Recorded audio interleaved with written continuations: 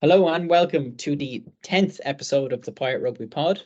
And thank you to our 175 YouTube subscribers. If you'd like to leave us a comment or a question below, we always answer each and every one. If you're listening on the audio version, could you give us a follow and a review on there? It really helps us out. Even if you are watching on YouTube, if you go and listen to 30 seconds of the audio version, that shows up in the metrics for us and it's all good. We'll be forever grateful to you. And if you want to get an email every time we drop a new piece of content, you can sign up to our Substack completely for free. Just put in your email address and there'll be something in your inbox every time we put out something new. Now that that's out of the way, we are delighted to introduce our guest for the week, all the way from Bloemfontein, South Africa. Jade, how are things? Yeah, all good, guys. Thanks for inviting me onto the Pirates Pod. I've been watching you and listening to you weekly, ever since you did that infamous Fiji scoop. His got my attention. Good to hear, mate. Good to hear. It's great to have you on. Yeah, so people who don't know Jay does the Scoop show with us that we do on Sundays on Twitter, which is a great show. Shout out Scoop if you're listening. We will have you on as well one day, mate. But yeah, let's go straight into our rugby moments of the week. So Ender, do you have your moment? Yeah, just one that caught my eye. This weekend was definitely Keane Healy's Instagram post. Yeah, it's just incredible to see that he's back from injury. This is not the first time he's done this. Like, he was supposed to be ruled out, I think, for about 5 to 6 weeks, and he's already back, and it's been confirmed that he is on standby. So if there is an injury in the front row, he will be called up. It's just incredible, really, because like the Instagram post that he put up, you could really see that he was testing it and his injury, and he seemed to have no kind of long-standing issues because of it. And like, this guy has been through a lot. He's past 35 now, and he is a player that at one stage his neck injury was so bad that there was the option of potentially retiring, but he came back from that injury, and he seems to be even better than he was before the injury. So it's just another typical example of him and his professional, just how professional he is, and it's just great to see him back. And I think it's important for Ireland as well, especially knowing the fact that Porter did put in, I think, over 70 minutes against the Bok, so we do need to have that backup if there is an injury. So it's just great to see him back, really. What about yourself, Hugh? So my moment of the week is Pat Pellegrini, Coventry's own Pat Pellegrini, scoring a try against the Boks for Tonga. You think, how's a guy called Pat Pellegrini Tongan? You think, how's a guy from Coventry at the World Cup? But Coventry have been going really well so far in the English Premiership Cup. Obviously, I think they beat and drew Premiership level opposition. And I'm thinking about getting myself a Coventry season ticket. They're only 10 minutes down the road from me. I'm wearing today my Warwick University hoodie, but Warwick University is famously not in Warwick, it is in Coventry. And I also went to Cov Uni for my undergrad. So yeah, I'm counting it as a very personal win for me, seeing that as soon as the ball bounced, I was like, he's in. Anyway, Jade, how about you, mate? Have you got a moment? Yeah, so this week hasn't really been, a lot of moments compared to the previous week, but I think I'll give it to Tonga for getting a scrum penalty against the Boks on the Boks ball. It's kind of unheard of in today.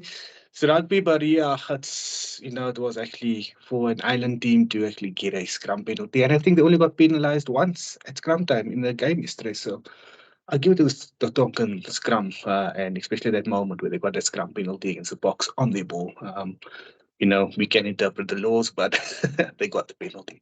Hey, they got it. Hey, Razzy's holding up the traffic lights. He's like, red. Get the bomb squad on. Get them on.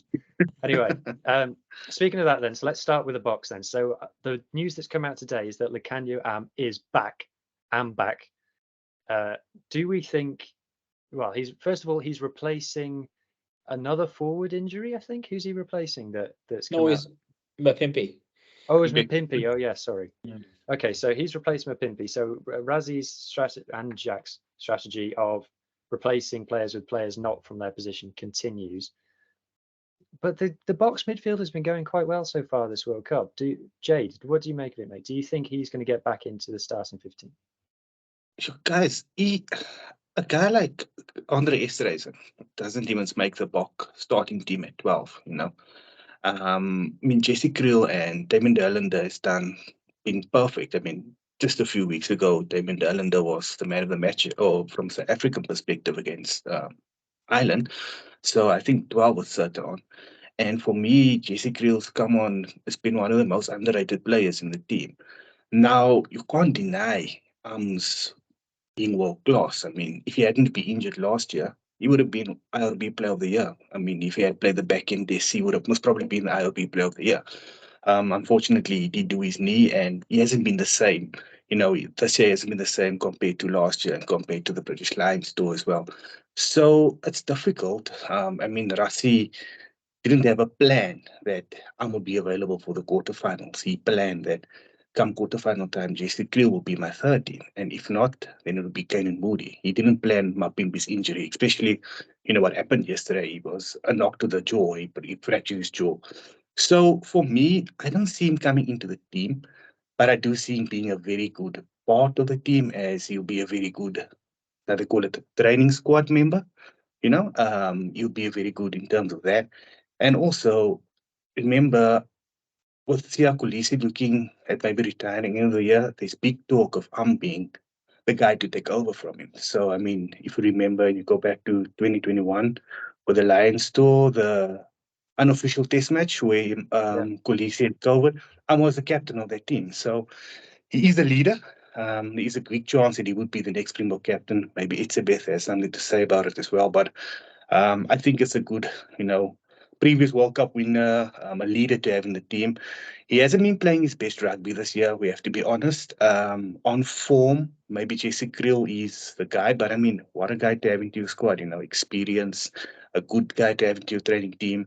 I don't think he walks into a squad. I don't think so. I think they maybe even look at having Kane Moody ahead of him as well, depending on his form, It's quite difficult to get a guy that's been injured and thrown into a deep end against Fico in the World Cup quarterfinal. Maybe the simple thing would be to stick with Jesse Kriel. Yeah. And it's very, I found it very noticeable as well. I think you're right, Jade, in terms of his form not being there maybe since that knee injury. And I always noticed that it was heavy. It's been heavily strapped all season, really. So I wonder, was there kind of more to that, and was he basically carrying that injury and just kind of getting through it? You often hear former players come out and say like every player like has a niggle going into a game. They're never ever completely and utterly fully fit. But yeah, I think it's great. I love him. I think he's a really skillful player. He never seems to lose his head or anything like that as well.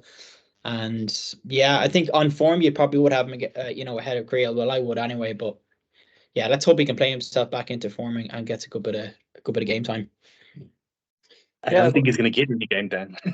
Well, that's the thing, isn't it? Because of how the Boks do their bench, you're either in the starting 15 or you're not playing if you're a back. Mm-hmm. So, yeah, so it'll be interesting to see. I agree. I think he's probably more likely to be there for the environment. I don't think that at this stage you can go and start messing with your team.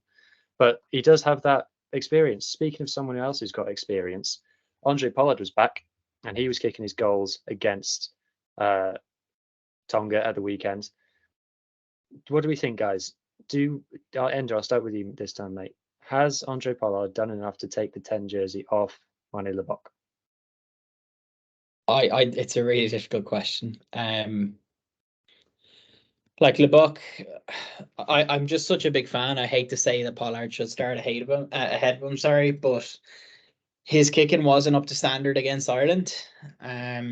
Is Pollard fully fit? Well, he did pretty well in the weekend, did he? Now, obviously we have to factor in the opposition, but it was Tonga. They are big boys, so like. And I think what's important to remember as well is before, when you remember, I'm sure you guys remember when the World Cup squad was announced, it was quite a shock that Pollard wasn't maybe in, because he was over his injury, but he's kind of still getting through his rehab. So basically, I think reading through the lines, they could have picked him, but they didn't. And now it seems he is fully fit. I think I probably would go with him. Just strictly based on Lebok's form from the tee. You have to have, if you're going to play this tight game and where you're not going to be running in potentially a lot of tries, and you do take your, if you are going to go for posts, you need to have a kicker who's got higher stats than Lebok, I think, unfortunately to say, but for me, I probably would. go with Pollard. And I know I mentioned this before, I think on Scoop's space, but I think Lubbock would be a really good impact player, like especially if you're chasing a game. But I think it was who was it on the pod who basically called out that he'd never actually make the squad, like he wouldn't be on the bench because of the 7-1 split or because of the 6-2 split or whatnot. But I wonder if that's something they might look at, starting Pollard and having Lubbock on the bench, because I do think he is an X factor player. And I do have to call out as well that he did come on the weekend and he did bloody well nail his kicks as well. So fair play to him. He obviously has that talent in him, doesn't he? But it's just, for me, he is just that bit inconsistent. I don't know, Jade. What about yourself? What do you think? For me, no, I can't go against my word and back Lubbock all season. And come crunch time of the World Cup, turning your back on the guy and saying, listen, you're missing a few crunch kicks, you're not good enough.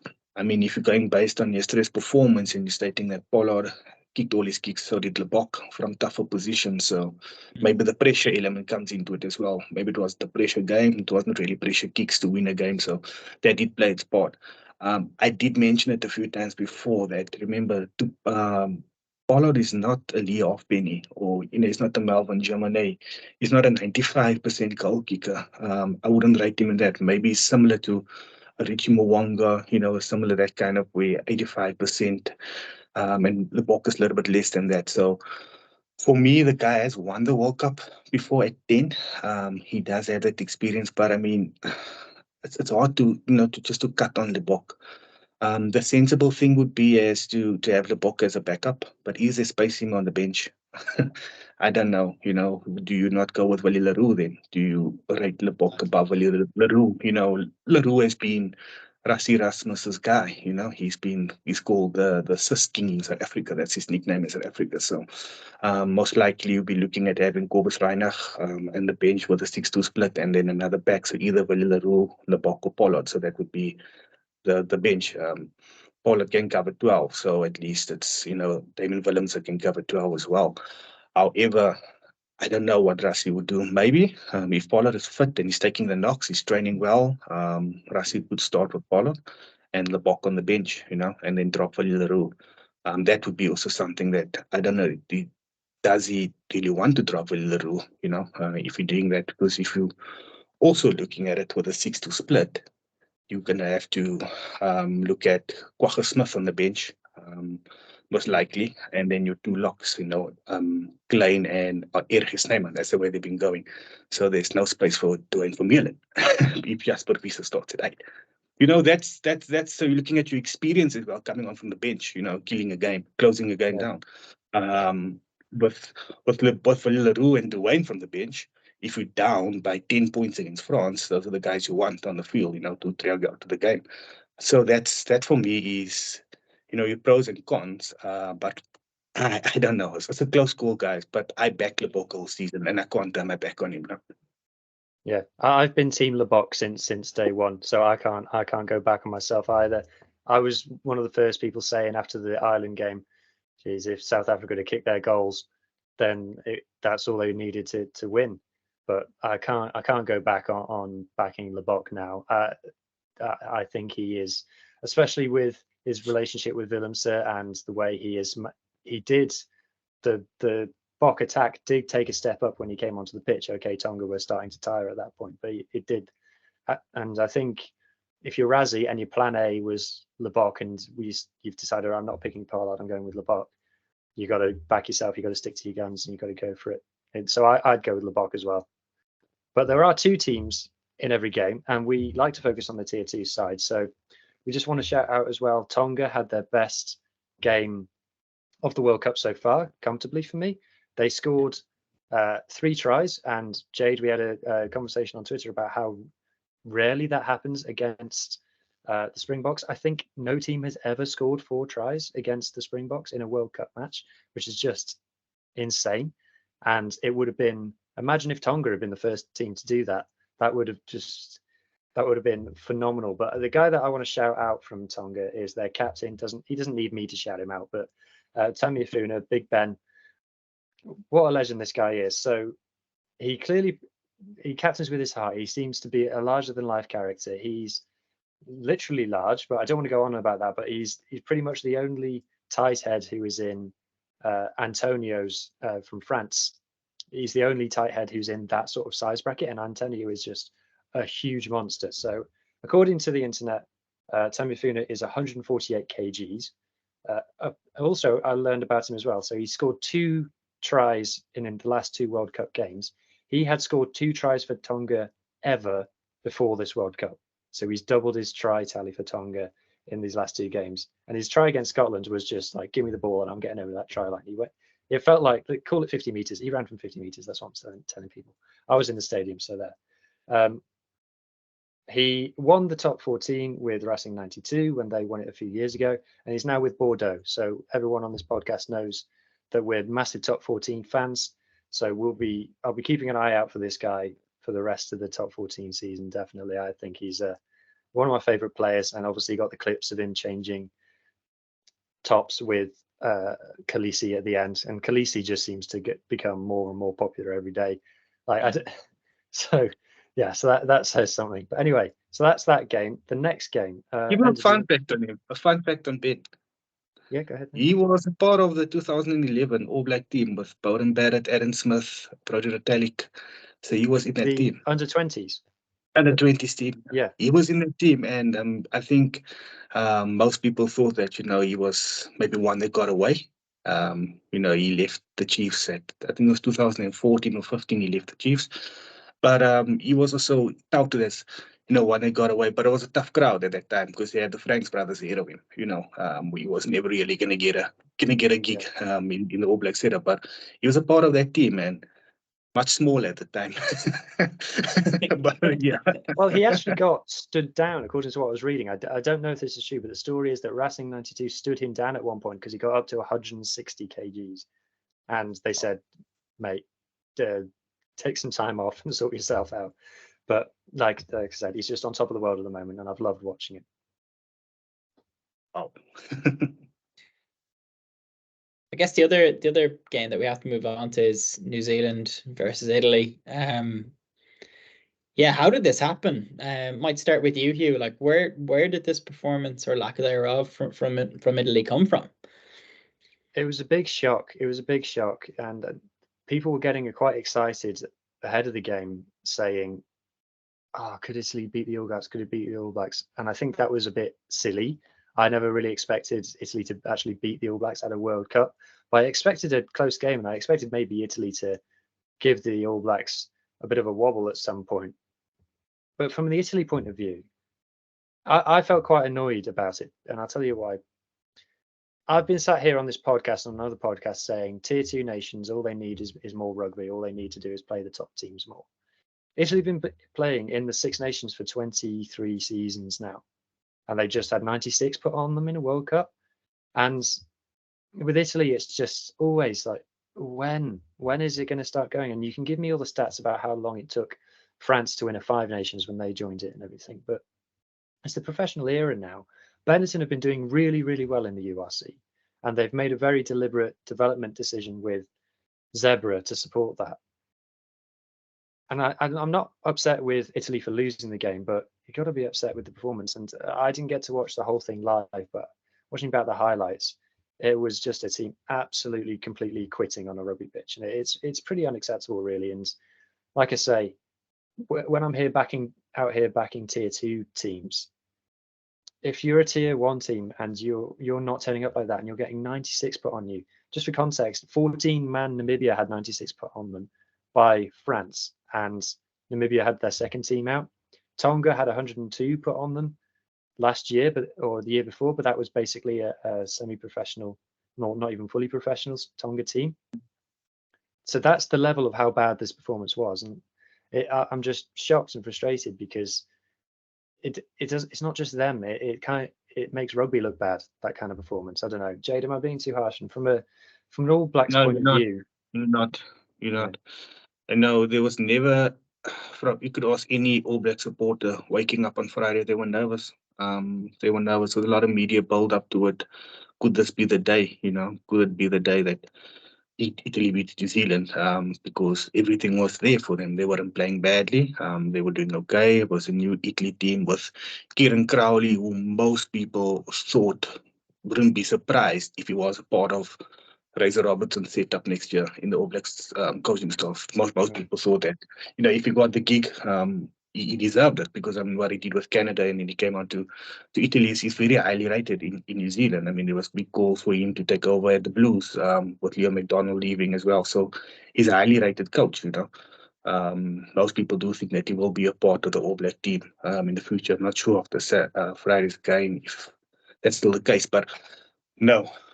Everybody was nervous. I also felt, I don't know. Everybody's asking me, why are you nervous? And I'm like, it's Italy. Don't be nervous. But I just had this gut feeling. And when the game started, it's like they never stuck to the guns. They did everything that people told them don't do against New Zealand. They did it. They kept the ball. They never had a kicking game. They never kept New Zealand back. They weren't physical enough. They struggled at scrum time, at line-out time, made coach killing mistakes. I mean, 2 5-meter line-out drives was easy pickings for Retallick and Fritzel. It wasn't even a hard line-out to read. It was an easy part for them to set up and jump. I really didn't expect it from them. I thought with Kapuso, Ione, Kopisi, all of those guys, they really have something there. I was telling everybody this Italy team is different, but I think they just had that phobia of playing the All Blacks and expecting to get a hiding against them. And that's what happened, They fell for the name and gave the All Blacks too much respect.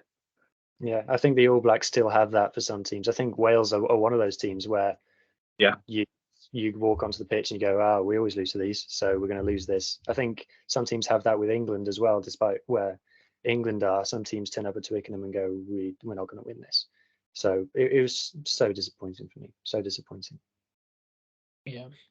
One issue I just want to put to bed briefly, and I did mention this in the scoop, but for anyone who thinks Italy, that there's going to be promotion or relegation introduced into the Six Nations, it's simply not going to happen. I kind of, like everyone, we're all disappointed in Italy's performance today, and it is frustrating them seeing them not do well each season and in each Six Nations particularly. But there's no way in hell the IRFU are going to vote to introduce promotion and relegation and risk being relegated down. It's just simply never going to happen. And I think we just need to focus on Italy and the positives there and what we need to do to help Italy improve. But I just find it so boring listening to people saying, the simplest fix is promotion and relegation. Maybe it is, but it's simply not going to happen if you understand how the Six Nations works. Yeah, absolutely. But then I guess moving on to the other game, maybe of the weekend, Australia and Portugal. Portugal, the team of the group stage. What do you think, Hugh? I think they've been the best watch. I think every single game they've played in has been very exciting, and I think they've produced a magical moment in every single game that I think most rugby fans will remember. The question for me with Portugal, and I messaged our friend Francisco after the game so I'd get his thoughts on this, is I've come out and said I would rather play Warren Ball and win games 3-0 and win the game than play exciting rugby and lose. And that's a debate that's gripped Wales forever. Yes, okay, we're doing well under Gatland, but we don't like the style of rugby. And I don't agree with that, but there are some people who feel very passionately, no, we're playing the game wrong.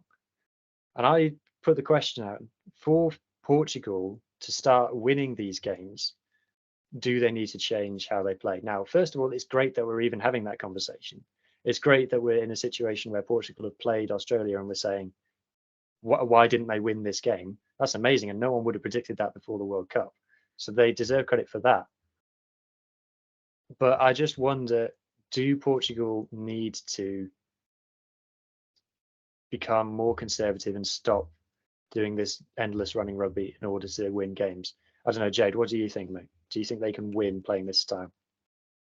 Oh, they are what I wouldn't even call them a tier 2 team, a tier 3 team. I mean, nobody really heard of them outside of the North before the World Cup. I mean, the first time Portugal caught my eye was that playoff against the USA that they made it. But I mean, I saw them a few times on the 7th circuit as well. But if you're looking at the team where their foundations in international rugby is basically on the seventh circuit. You know, they have few part of it. It's very difficult for you to tell those guys, listen, let's play a more conservative game now. As you know, they most likely Portugal's next goal is to be in the France Olympics next season, the sevens. You know, maybe that's their next goal as a team. And there's a few guys that go into the seventh circuit now to try and qualify for that. You know, so it's difficult to say, listen, let's play conservative rugby. If you're going to play conservative rugby, also being a tier 2 nation, you're going to allow teams like Australia and Wales, the technique of those guys more experienced in tight games. It's scrum time or, at ruck time or maul time. That is where the technique and the experience comes in, and they might just suffocate you even more. It's very difficult to say, let's play a conservative game. I think I like what I saw from Portugal. I really liked was everybody's second team or third team maybe, but I think they just need to build on what they have and look at, maybe improving at ruck time, improving at maul time, at scrum time, especially when they're going to play against the bigger guys, and look for opportunities. I mean, Georgia got the opportunity now to join the Challenge Cup, the European Challenge Cup. Yeah, so that's if there's right. an opportunity, especially with what's happening in England, there might be another window opportunity. Put your hand up and say, well, let's get a Portugal club in there, it could happen. And that's the only way the game's going to go forward. The same with Uruguay and the same with Chile and those guys. That's the only way, is to play more games in a professional environment in that kind of situations. Yeah, that's a great point. I hadn't thought about putting a Portuguese team into the Challenge Cup, but I guess that is absolutely an option. If Black Lion can do it, why not Portugal? I don't know. Ender, what do you think, mate? I should say that Francisco said that he felt that Portugal just needed to be more patient. How frustrating was it for you, mate, watching Portugal not capitalize on the opportunity that they had? It's frustrating, I think, but I think, like, just back to maybe your question to Jade about, style of play, I think if they should probably just stick to what they're doing, but just maybe be that bit smarter. Like, from a Connacht perspective, like, I've always been a Connacht fan, and when Connacht did win the whatever the URC was called back then, I think it was the Guinness Pro 14 maybe at the time. When they won that, they played a lovely brand of rugby, and it was all about running rugby. Like, it was crazy how often they did it, and they really stuck to it, and it paid off for them. But then, of course, Connacht haven't been anywhere close, unfortunately, since then to winning another URC. And I think part of that is to do with the style of play, and you need to, I think, like teams will easily figure you out, but I do think there's obviously space for this running rugby, but it just has to be a balance there with that, just that maturity, like what we've seen from maybe not Fiji on the weekend, but from previous Fiji games, about knowing when to kick, knowing when not to run, and just make those mature decisions. It's not always on to run, and I think, and look, Portugal didn't do that every time. They didn't run absolutely everything, but I just think that's the balance I think they need to find, knowing when to play conservatively and knowing when to throw the ball, and who they can do that against as well. But yeah, look, I think they've been a breath of fresh air, haven't they? They've been enjoyable to watch. And look at the score in the end, wasn't that they weren't that far off, were they? No. Yeah, they were pretty similar. I tweeted out that it was similar to the Australia A game that they played back in August. Now that was it started off as a bit of a dig at Eddie Jones. I'm going to be honest, but the more I thought about it, the more I realised how much of a praise of Portugal that was, because that Australia A team was full of very, very good players who arguably should have been in Australia's World Cup team, and they've shown that they can repeatedly play against tier 1 level opposition and make a contest of it. So it's all praise to Portugal. And I've just realised that I'm a massive hypocrite, by the way, because I support the Scarlets, and if the Scarlets started playing box kicking, Steve Borthwick style rugby, I'd be up in arms. So don't listen to what I say. But yeah, anyway, moving on to Ender, your team Ireland didn't play this weekend, but Twitter is rife with conspiracy theories today about, is there going to be some kind of Celtic pact between Scotland and Ireland to knock the Boks out? And can you envisage any world in which Ireland lose this game? No, and that's not cockiness. It's just based on Ireland's incredible form, based on Scotland's form, which has been the same for a couple of years now, which is just inconsistent. When you look at Ireland's depth, Ireland's style of play, Ireland have virtually zero injuries. Sexton on form. There's no way. I really, really don't think Ireland are going to slip up. And I think Farrell is going to name his strongest side. He's absolutely not going to rotate. He might put Murray in because he's been playing really well. He might make one or two slight changes like that, but I reckon Sexton starts. I reckon it's the same front row. Well, bar Sheehan might get in there ahead of Kelleher after the maybe slow start that Ireland had in terms of line out against the Box. But yeah, I don't see it. It's as simple as that. And I know probably Hugh, you have a similar thought on that because if you're not the biggest Scotland fan, what do you think? Like, can they cause an upset, Scotland? Because it would be an upset. I'm all about data-based decision making, and I haven't seen any data that suggests that Scotland can beat Ireland. And I don't mean just this year; I mean any year. So I'm sorry, Scotland. I think you're going to huff and puff, but I don't think you're going to blow Ireland out. Can you imagine if Gregor Townsend rang Andy Farrell? How do you think that conversation would go? Hey Andy, I've got this idea about knocking the Box out. Like I don't want to tell Andy Farrell that I've got a birthday present for him, let alone suggests cheating to him. Oh my God, can you imagine? Anyway, how about you, Jade? What is there anyone in South Africa who is genuinely worried that the Box might be going home? I don't even think the 5 South African guys playing for Scotland are worried that the Box would go on. I don't think so. Guys are asking and doing the maths in the calc, but I'm thinking Scotland's not playing against England or Wales or something like that. They're playing against Ireland. Ireland tends to beat them every year. When was the last time Scotland beat Ireland? It's Ireland gets a job. In the last 20 years. Yeah, something like that. I mean, Scotland, they often they puff, but again, another World Cup where they won't be good enough. Unfortunately, yes, they could have been a part of Group C and D, and they would have made it, could have, should have. But unfortunately, Ireland and South Africa are the two better teams, and they've been more consistent over the past 4 years. So deservedly, I don't think they'll beat Ireland. I think Ireland will make a statement. Ireland would make a statement going to the quarterfinals and push the All Blacks back a little bit and keep them thinking. Yeah, I think you're right, Jade. Moving on then to Georgia and Fiji. Hugh, what do you think? Should Georgia be disappointed with their World Cup so far? I think so. I'm just going to load up our spreadsheet because this is an all tier 2 game. Although every time I call Fiji tier 2, it feels a bit silly given how good they are. So can you guys see my screen? Yeah. Yep. Yeah. So as again, my friend Francisco points out to me, Fiji are tier 2 because they don't have a seat at the big table, whereas someone like Japan do. So arguably Japan shouldn't be on here. But yeah, Georgia, what can you say? 3 games so far, 0 wins. And there were some people picking them to get out of the group. I don't want to go too hard on them because they're still yet to play Wales. So I don't want to sit here slagging them off and then they beat Wales at the weekend. But I don't know, Jays, are you disappointed with what you've seen from Georgia so far? I spoke about it on Scoop on Sunday, actually, and I mentioned that I'm actually very disappointed in Georgia. I expected more from them. I expected more from them at scrum time. They don't look like the Georgia team I saw demolish the Wales scrum last year when they beat Wales. They don't look like that team. I really expected more from them. We saw Georgia play against, in the under-20 championship as well, and we really thought that Georgian rugby is on the up and they would fancy their chances being a real dark horse in this group. They haven't been.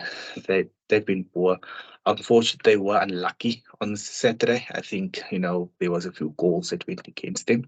However, they haven't been good. Against Australia and Australia and Portugal, they were very, very poor and below standard, not doing things that we would come accustomed to Georgia. We expect them to be strong, at scrum time, at set plays, at line out time, but they weren't really that good in the set play game. On Saturday, they tried to speed up the game a little bit, and they tried to play a little bit of a more expansive game. They looked better.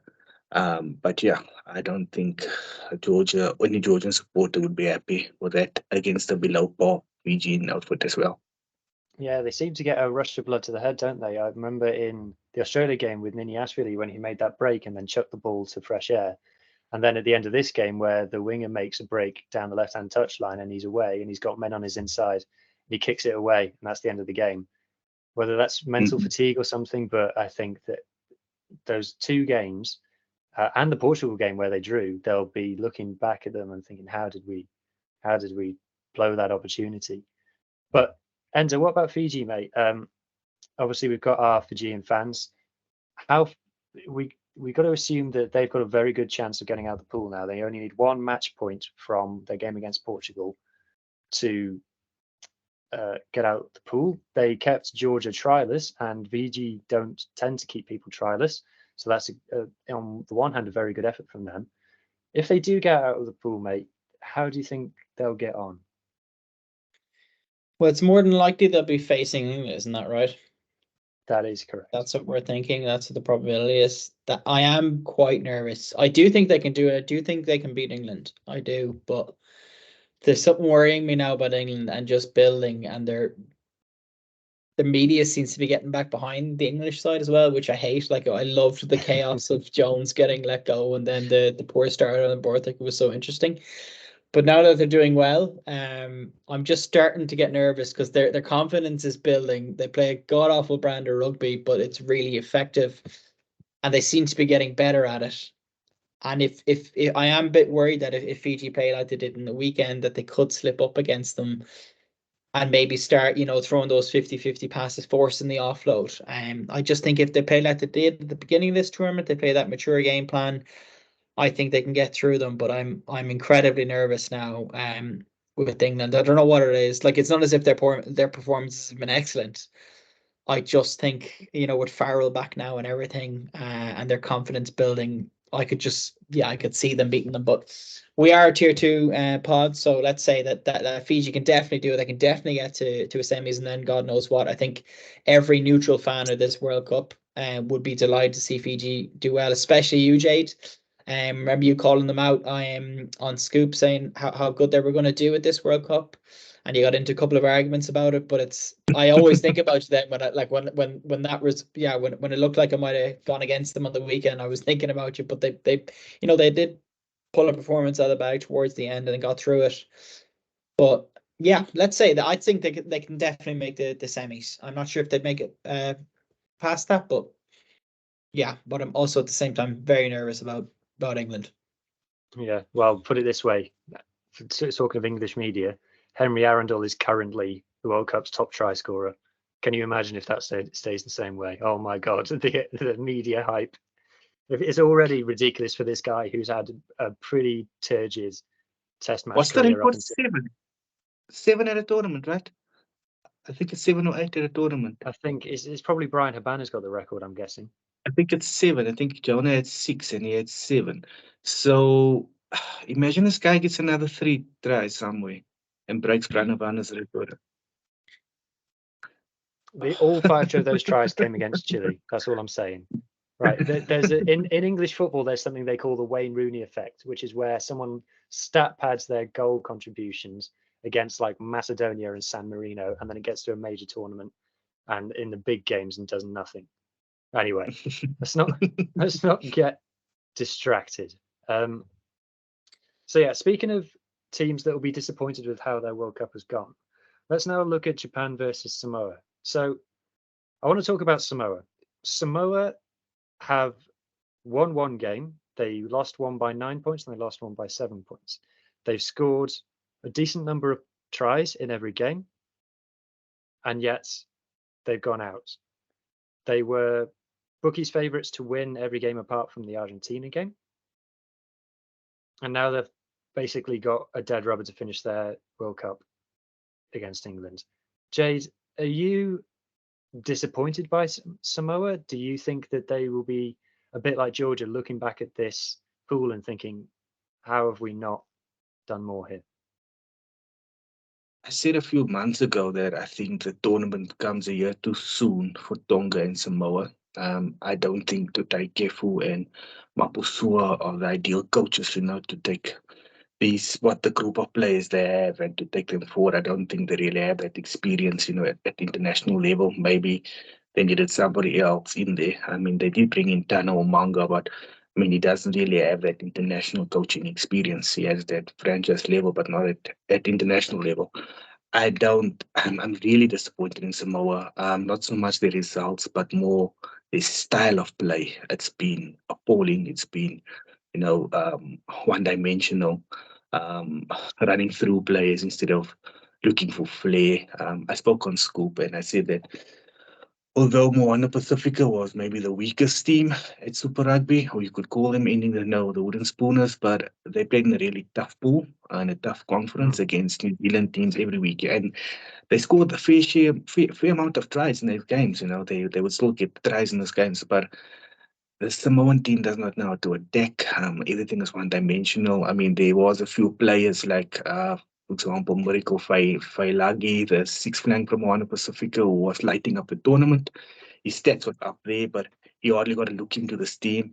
Theo McFarlane, all of those big-name guys, has really been a letdown. It's been individual performances from Samoa. It hasn't been a team performance. We haven't even seen Lima Sapawanga at this tournament.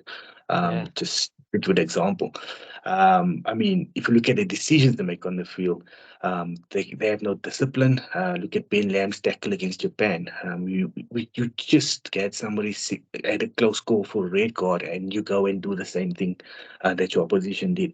So it's terrible. I don't know where the discipline is. I think the philosophy of taking a bunch of square pegs and putting it in round holes, or the other way around. But that's what they did with this team. There was no.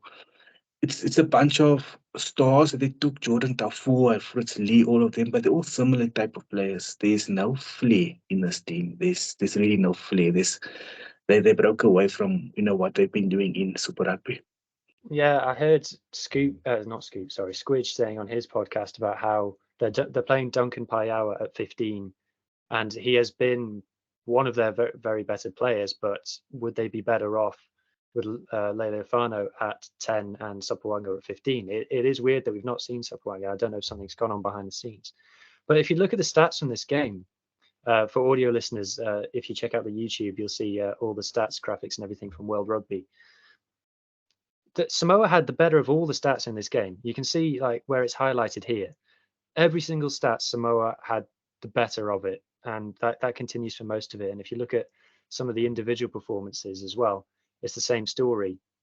And I think if I look at the score chart here, Samoa did everything they needed to do to win the game, but they didn't win it. And it was kind of the same story against Argentina as well. It's like, how did they lose it? Their heads went, or they had a knock on or something in a bad moment. Their efficiency in the 22 is had 1.9 points for average in 22 visit from 10 entries, and you can see their attacking stats here. That it's just the line breaks and things. They were just messing it up basically. Like I said, they had the possession, they had the territory, they had the ideas. I don't know whether they needed some fresh coaching ideas or what, but for me, Samoa have got to be disappointed with how this World Cup has gone. I will just say one player that has gone well for them. I know, Jade, you mentioned Miracle Failagi. I would say that Fritz Lee has possibly been one of the hidden gems of the tournament. His turnover stats and things, he's going to be the 7 perhaps with the most turnovers. He has been a real strength for them in every single game. But if you look at tackles attempted here, when I talk about Samoa having all the reasons, see all the top tacklers, all Japanese. How many is this? 1, 2, 3, 4, 5, 6, 7, 8, 9, 10, 11, 12. The top 12 tacklers in the game were all Japanese. They had 7 players into double figures for number of tackles, and Samoa have lost the game. I will say that from the Japanese side, we're being very Samoa-centric. From the Japanese side, their number 10, is it Matsuda? Oh, why don't I just look him up on the side here? Yeah, Matsuda. He has been the difference for them. He has been the guy who has turned tight games into victories with his goal kicking, his game management. Looking forward to seeing what his career does. And his goal kicking has been excellent. If we go back to the other chart and focus on Japan here, you can see these numbers that he's putting up in terms of goal kicking. This is something that so many tier 2 teams don't have, and it's made a huge difference. And he's put them in with a shout. So if they beat Argentina, who have really flattered to deceive, they're in with a shout of getting out the pool now. And I think he's been a huge part of that. Anyway, just running a little bit short on time. So I'll just very quickly touch on Uruguay versus Namibia. So interesting stat from this game, which I don't have on the screen. They kicked exactly the same number of meters. They kicked 646 meters from hand. Both teams exactly the same, which is a very rare stat. The 2 14s tops the attacking stats, so both wingers were kind of doing all of the exciting things for them. And then the centres were doing a lot of tackles. Now, maybe this is something I'll look at post-World Cup, is that for these tier 2 teams, you see that the top tacklers are often the inside and outside centres, whereas for the tier 1 teams, it's nearly always a flanker. So I'll dig into that and see if there's any kind of rhyme or reason to that, but it's just something a bit interesting that I noticed. And the last thing I'll say is Uruguay have turned the set piece around. Their set piece was a real problem for them against France, and then in this game it was very nearly 100%. I think it was all scrums and all but one lineouts. They won, so that shows real progress within the tournament. Anyway, that brings to the end of those game reviews. Ender, mate, what are we on next? Are we on fantasy previews? We are indeed, and I'm stuck for time this evening, unfortunately. But what we can do is we can go through it, and I'll just drop off, and you guys can continue the conversation if you want, or would you like to go through the tier 2 roundup? I don't want to cut the conversation short. Well, we don't. So let's do fantasy. Let's not do predictions. We'll put out our predictions on socials. Cool. Just for the fantasy team, I need 2 new props and a loose forward. So Ender, could you pick me a loose forward to bring into the fantasy team this weekend? Caelan Doris.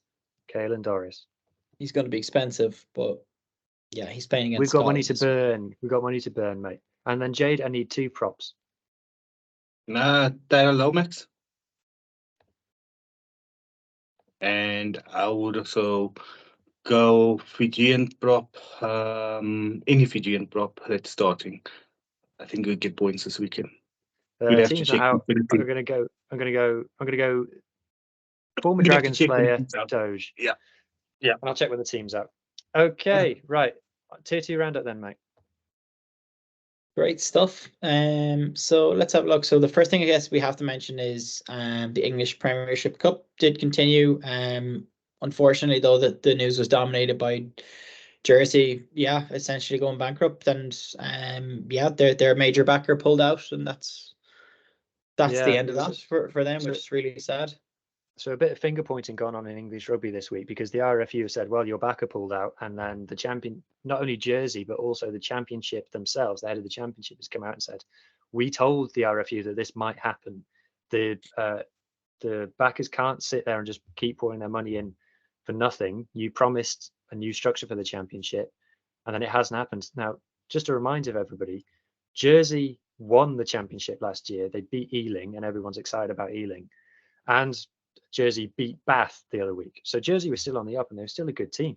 And now the director of rugby, or the head coach, has come out and says, we now have players who are from South Africa or somewhere in the Southern Hemisphere. They don't have a job now, and they can't afford to get home. So people who don't know geography, Jersey is a channel island. It's a small island in the English Channel that goes between England and France.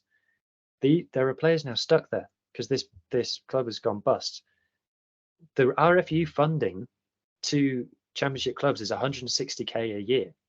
Like, they put on a swanky dinner that they posted all over their socials the other day that probably cost that much, or at least the people in that room probably could have had a wit round and come up with that much, because you know these kind of people. It's just ridiculous. 4 clubs in 12 months in England gone bust. 4 professional clubs gone bust in 12 months. Don't know where that's going. Anyway, to wrap up, what else happened? Saints and Bath played out an entertaining game, 43-42 to Saints. Big comeback. Bath had a good lead at halftime and blew it, unfortunately. And then Coventry drew with Nottingham 33-all. So that was a good one. Women's internationals. So I would have liked to start with this, but we had the news about Jersey. But the women's internationals, England and Wales got comfortable wins over Canada and USA, respectively. Butchers was back for Wales after a long time out with a bad injury she got in the Six Nations a couple of years ago. And Sevens legends Jasmine Joyce came back for Wales as well. So she's now back in the 15s team. Meanwhile, New Zealand beat Australia 43-3. Scotland beat Spain 46-5, and Japan beat Italy in the women's game, which I don't know if people were expecting or not. Obviously, Italy being a Six Nations team. But yeah, 25-24, very close game. Japan made hay with 4 quickfire tries late in the first half, and Italy never came back. So can't wait for the women's XV. Pro de Deux, going through this quickly. Taft's abroad, Grenoble won again. Sam Davis is dragging that team back up to mid-table in the Pro de Deux. And Tyler Morgan scored for Biarritz as they came back to win as well. Van are still top with Provence 3 points behind. Ender, mate, what about NPC? What's been going on there? Well, first of all, yeah, the quarterfinals are coming up this coming weekend, which is important to note. So all games are thankfully going to be televised, which is great. But this past weekend, Wellington lost for the first time this year as Hawke's Bay took them 20-18 with a last-minute try. They stay top of the table while Southend got off the mark finally with the win away at Manawatu. In terms of the... We just have to note, Jade's pointed out to us before we started recording, there was a bit of a mishap in the NPC this weekend. Yeah, so it was the first time that Wellington's lost the Shield, the Rampuri Shield, in 2 years. Hawke's Bay's won it, so they get to keep it. It was one of the most prized possessions in New Zealand rugby. And Hawke's Bay's dropped the Shield. That's over 100 years old. The Shield split in 2. So they've been armed. I think Falau Fakatava was the guilty culprit that dropped the Shield. So yeah, Jay's a little bit, they're not too happy in New Zealand in terms of that. It's kind of big on social media down under. And then in terms of the Welsh Premiership, Llandovery continue their 100% start with the win in a repeat of last year's final with Cardiff. RGC are having a bad start to the season with no wins from 3. And in terms of the Super Series, Ayrshire, I should say, take top spot after a 45-17 win over Stirling Mubs. And Future 15 showed improvement, but still lost 35-31 to the Southern Knights. And I think, folks, we're going to run out of time to go through the TV guide for this coming weekend, but we will share that on our socials. But I just wanted to say a massive thank you to Jade for joining us. Hopefully you'll want to come back at another stage. But yeah, you've been brilliant. Thanks, guys. Really Thanks appreciate for having me. Yeah, we're looking forward to having you on again if you're up for Just it. wanted to say, it's been difficult for me being a New Zealand supporter in South Africa to find a URC team. I'm a Munster supporter now, so yeah. Our friend Kaelan will be happy with that. Great stuff, guys. Okay, cheers, guys. Have a good week. Thanks, everyone. Thanks, everybody. Thank you. Bye.